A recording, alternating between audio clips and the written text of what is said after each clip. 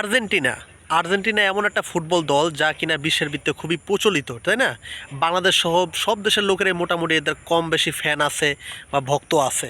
কিন্তু আর্জেন্টিনার যে একটা কালো সত্য আছে, সেটাকে আজ পর্যন্ত আমরা কেউ জানতে পারছি? আজকে এই বিষয়টা নিয়ে আপনাদের সাথে কথা বলবো, আর্জেন্টিনার কিছু গুপ্ত কালো সত্য সম্পর্কে, যেটা জানার পরে আপনারাই ডিসাইড করবেন যে আপনারা আর্জেন্টিনাকে সাপোর্ট করবেন কি না। আচ্ছা, মূল প্রসঙ্গে চলে যাই।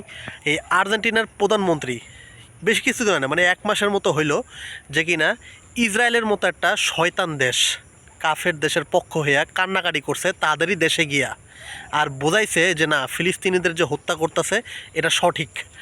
এটা সাক্ষ্য দিয়া তারা ইসরায়েলকে সমর্থন করছে। তারা চায় ফিলিস্তিনিরা ধ্বংস হয়ে যাক।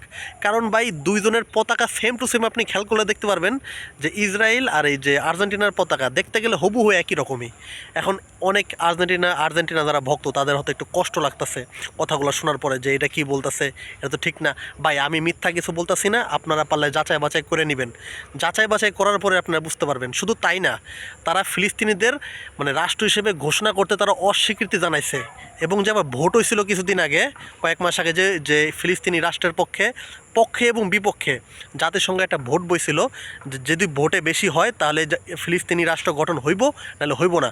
সেখানে বিপক্ষে ভোট দিছে, ফিলিস্তিনের বিপক্ষে দিয়া ইসরায়েলের পক্ষে ভোট দিছে এই আর্জেন্টিনা। বুঝতে পারছেন? এখন আপনারা তো অনেক তৌহিদি জনতা আছেন, মুসলিম, বাংলাদেশে বহুত মুসলিম আছে, 18 কোটি ভিতরে 16-17 কোটির মতো মুসলিমই।